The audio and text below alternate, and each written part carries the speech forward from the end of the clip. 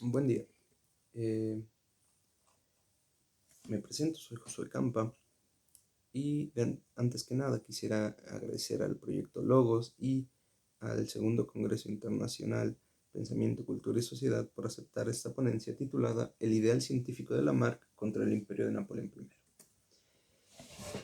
Muy bien, en el presente trabajo revisaremos la noción de generación espontánea en el libro de la filosofía zoológica del filósofo naturalista Jean-Baptiste Pierre-Antoine de Monet Chevalier de Lamarck. Dentro de la revisión que proponemos, hemos de resaltar dos situaciones. La primera es la profundidad de esta noción, pues no hablamos de la aparición de moscas en carne putrefacta, sino de una sutilísima consecuencia de la congruencia de cualidades físicas dirigidas por la naturaleza y las leyes que mueven el mundo. La segunda es el papel de Napoleón I, el cual es un personaje sumamente importante en la causa por qué Lamarck fue despreciado y relegado dentro de la escena científica y filosófica francesa. Nuestro interés es presentar esta pequeña parte de nuestra tesis de maestría, eh, la cual encuentra la necesidad de exaltar a Lamarck como un personaje importante, tanto filosófica como políticamente. Lamarck como persona, como personaje, como filósofo natural, es sumamente inquietante. Sinceramente consideramos que debió ser tan importante como lo fue Darwin. Sin embargo, como expondremos, las circunstancias tanto científico-filosóficas como políticas a las que se enfrentó le fueron sumamente adversas, algo que, junto con su decadente salud, lo dejaron en el olvido. De este modo, buscamos mostrar una perspectiva poco vista de la noción científica, de un ideal científico que convive con las más coherentes y adecuadas de la tradición científica y filosófica de toda la tradición. Es decir, deseamos remarcar el tratamiento de la generación espontánea de la teoría presentada en la filosofía zoológica como una postura científico-filosófica que, al contraponerse a otras, como la darwinista, resalta algunos axiomas que todo estudiante de ciencia y filosofía debería visitar alguna vez. El primer punto a resaltar de esta teoría alrededor del ideal científico de Lamarck es la naturaleza, la entidad de la naturaleza. Bueno, brevemente, la naturaleza como una entidad quizá metafísica y los productos de la naturaleza, los cuales son meramente físicos. Esta entidad neutra, entendiendo como no física ni metafísica, algo así, sino que es, o quizá que no tiene una direccionalidad en sus acciones, simplemente busca el equilibrio y actúa sobre los productos de la naturaleza. Entonces encontramos una naturaleza activa y una naturaleza bruta. Y ese es uno de los puntos más importantes al respecto de dónde sale y quién formula dentro de esta teoría lamarckiana a la generación espontánea. Pues bien, uno de los puntos más interesantes que siempre es necesario tratar es la consideración que tiene Lamarck alrededor de la naturaleza, la cual nos dice es capaz de producir por sí misma todas las especies de animales, comenzando por los más imperfectos, los más simples, para terminar su obra por los más perfectos. Esta misma ha complicado gradualmente su organización, dando paso a la teoría sobre cómo la influencia de las circunstancias intervienen en la evolución de las especies, pues ello conlleva a la teoría sobre los hábitos y a la explicación de las modificaciones en la organización de los seres vivos. Todo lo anterior como parte de la metodología científica en que Lamarck nos muestra las relaciones de hechos empíricos que observa. La idea de La naturaleza como proveedora de sí misma, aunque cercana al panteísmo, hace resaltar el interés de Lamarck por mantener sus inquietudes científicas en un plano empírico. Esto lo logra a través del método natural que emplea. Esta situación la encontramos sumamente interesante, pues la intención de Lamarck es ver a partir de pruebas que encuentra en la naturaleza la conformación de esta misma. De hecho, el mostrar que los cuerpos organizados son producciones de la naturaleza y que ésta ha formado todo por medio de la generación espontánea, sigue respondiendo a una organización ontológica implícita en el pensamiento lamarckiano. Pues bien, desde nuestra interpretación, pese a parecer una observación ad hoc, estamos pensando en que los cuerpos que conforman la naturaleza son meros derivados. Entendemos a la naturaleza como un recurso metafísico más que uno material. Es decir, pensamos en una instancia similar a la de la relación entre mónadas y fenómenos naturales en el pensamiento leibniziano.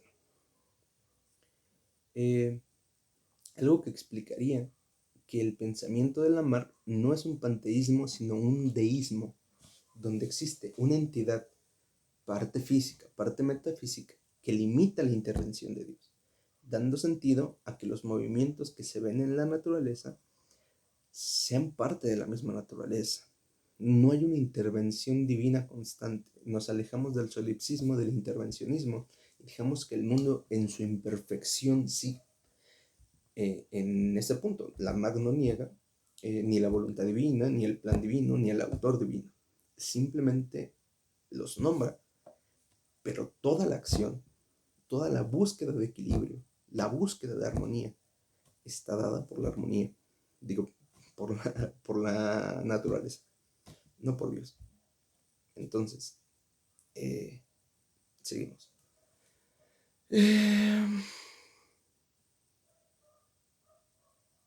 Pues bien, el uso de la generación espontánea está relacionada con la cientificidad deseada por Lamarck.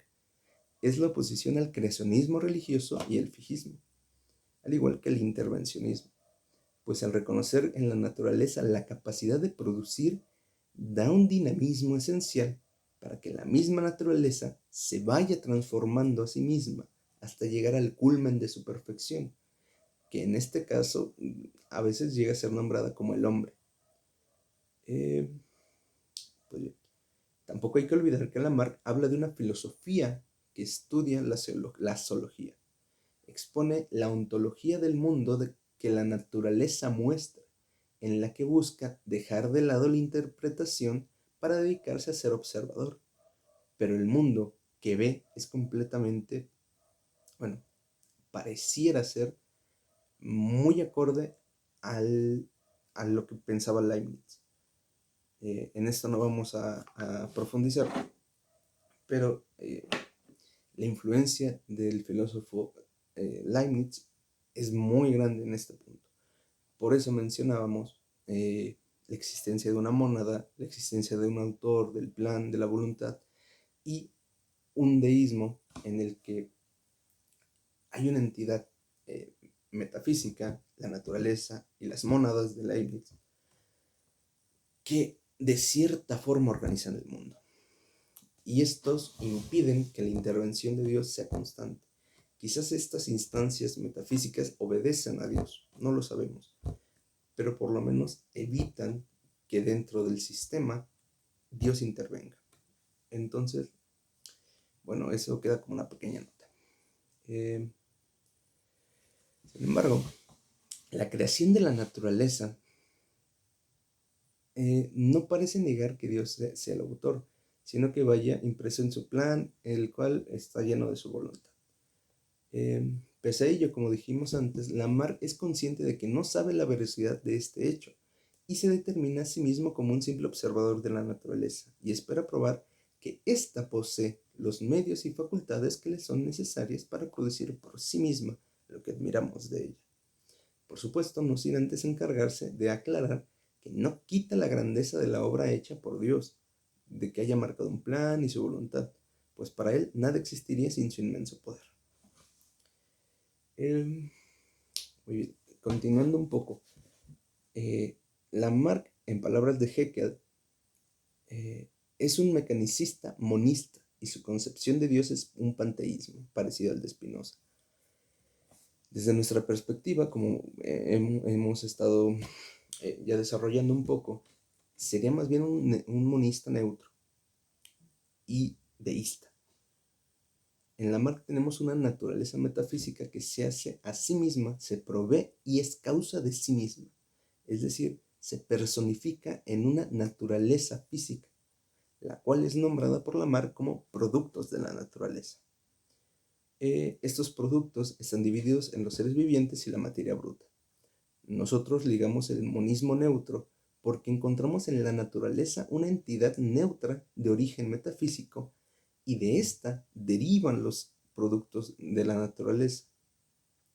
Desde nuestra perspectiva, razones suficientes para fundar un epifenomenismo invertido, ligado al monismo neutro. La naturaleza en esta postura toma la función de una entidad metafísica neutra que se encarga de las minuciosidades requeridas para mantener el equilibrio de la naturaleza. En cierto punto sería una fuerza que mantiene o que tiene el poder de llegar a mantener o de llegar a lograr el equilibrio en caso de perderse.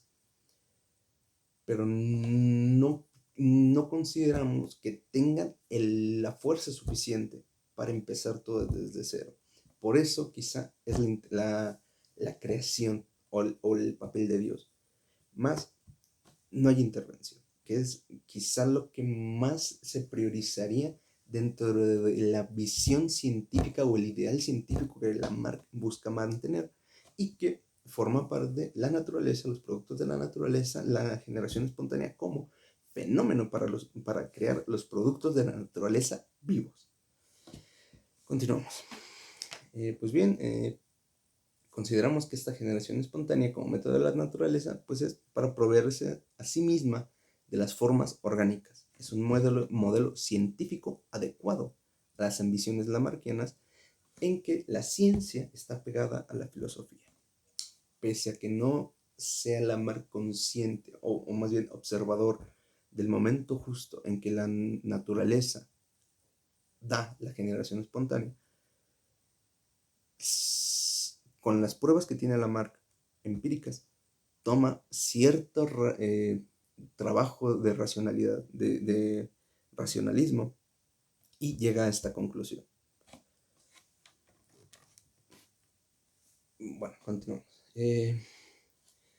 Pues bien, de hecho, al respecto de la generación espontánea, debemos añadir que este apego por parte de Lamarck significó uno de los mayores problemas, pues como mencionamos antes, Cuvier y Napoleón eran detractores de esta idea, pues su visión creacionista, así como el papel político y religioso, no eran de suma importancia para estos. Nos menciona Harry Herschenowitz en su apartado Napoleón y Lamarck. En pocas palabras, la connotación y las aplicaciones sociales de la generación espontánea irritaron a Napoleón, quien buscaba alejarse de los disturbios para mantener un estado estable. Retomando la idea de Lamarck,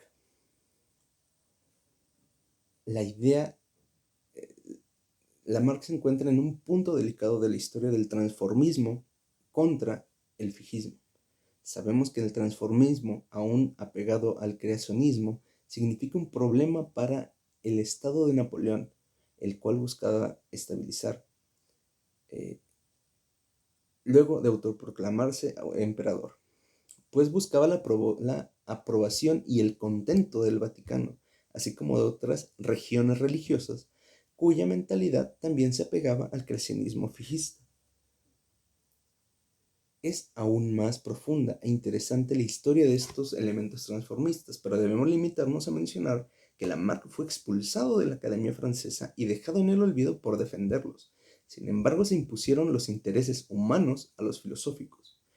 No podemos desapartar a los pensadores de su tiempo, ni dejar de mencionar que aunque Darwin también tuvo rechazo por parte de la sociedad, la política y la religión, al menos la sociedad científica inglesa lo protegió de mejor manera. Quizá por la tradición tan arraigada, o quizá porque ya tenían algunas, digamos, forma de saber que algunos pensadores a posteriori llegan a ser coronados como grandes pensadores. Pues bien, adentrándonos a los inicios de la Ilustración, uno de los pensadores más importantes fue Linneo. Al principio era considerado como un transformista, pero hacia el final de su vida regresó al fijismo, aceptando solamente algunos tipos de hibridación, como las mulas o los ligres, los cuales eran considerados aberraciones.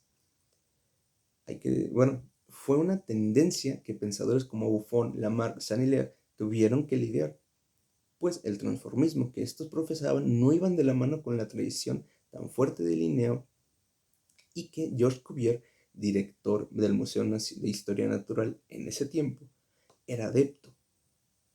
Algo que significó una de las razones por la que el pensador lamarckiano y el propio Lamarck quedaron en el olvido, por lo menos hasta la aparición del Origen de las Especies, donde Francia entera recordó a un pensador francés que había propuesto ideas evolutivas antes que cualquier inglés.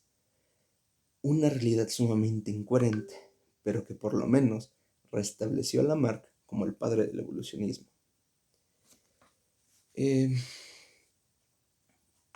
Pues bien,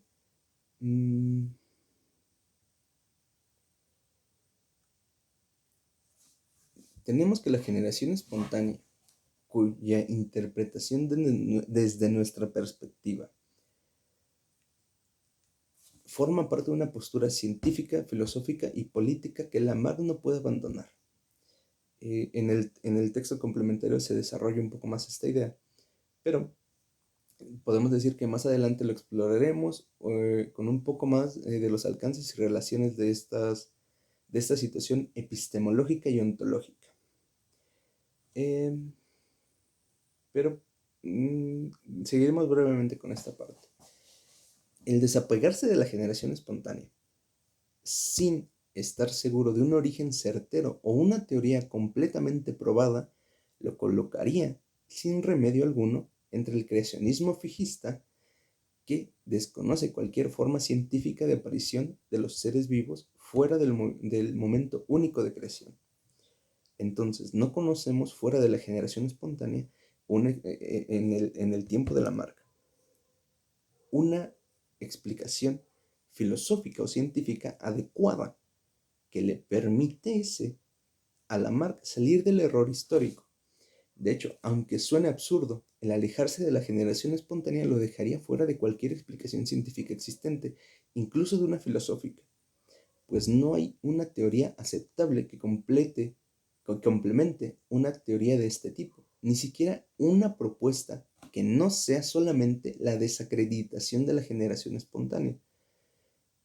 Y en este punto incluso podríamos incluir a Lavoisier o a Pascal, no estoy seguro de Pascal, pero a Lavoisier por lo menos, o a Pasteur, que todas las pruebas de por lo menos medio siglo antes de Lamarck, que daban a entender que no existía una generación espontánea, no eran suficiente prueba. Y a veces, en cierto punto, quienes defendían esta idea formaban parte de la monarquía, eran adeptos al monarca. Entonces, tanto política como científicamente, Lamarck no podía utilizar una ciencia que no estaba comprobada. Quizá de ahí surge parte del descarte de estas teorías. Pero bueno, ya para terminar con este pequeño párrafo, vemos que otras de las consecuencias de alejarse de la generación espontánea está en ser considerado como parte de la ideología reinante del mismo imperio napoleónico, pues ser adepto a la generación espontánea fue lo que evitó que Lamarck fuera aceptado y considerado como un personaje relevante dentro de la ciencia aprobada por el emperador. hecho que realmente formaba parte de la política de Lamarck y su tradición antimonárquica y antiimperialista. Fue uno de los principales pensadores de su tiempo y apoyó a los líderes de la Revolución Francesa. Incluso en buena parte, el Museo de Historia Natural no fue tocado porque personajes como Lamarck estaban ahí para hacer frente y abrir las puertas al pueblo. Eso, eh, entendiendo que el Museo de Historia Natural era el punto más, el centro del conocimiento en ese momento, habla mucho de los personajes que lo integraban. Pues bien, eh, encontramos también en ese texto de Napoleón y Lamarck que Lamarck era visto como uno de los mayores científicos de su tiempo. Lamarck aparentemente era la antítesis de todo lo que Napoleón valoraba. Napoleón consideraba que Lamarck era un científico y político despreciable. Lamarck no solo arriesgaba su prestigio como científico y filosófico con su teoría, sino que tenía enfrente a uno de los personajes más crueles y poderosos del mundo, cuya capacidad estratégica lo llevó a dejar en manos de Cuvier una campaña de desprestigio y distanciamiento contra Lamarck, en vez de mandarlo a matar, ya que esto probablemente le hubiera provocado un gran conflicto. Pues bueno, dejamos un texto de apoyo, que es parte del borrador que presentaremos para la publicación, donde se profundiza un poquito más las consecuencias y otras instancias. Pero bueno, dejamos hasta este punto, queriendo resaltar el papel de un ideal de ciencia y filosofía de un filósofo natural ante un imperio. Hasta aquí. Muchas gracias.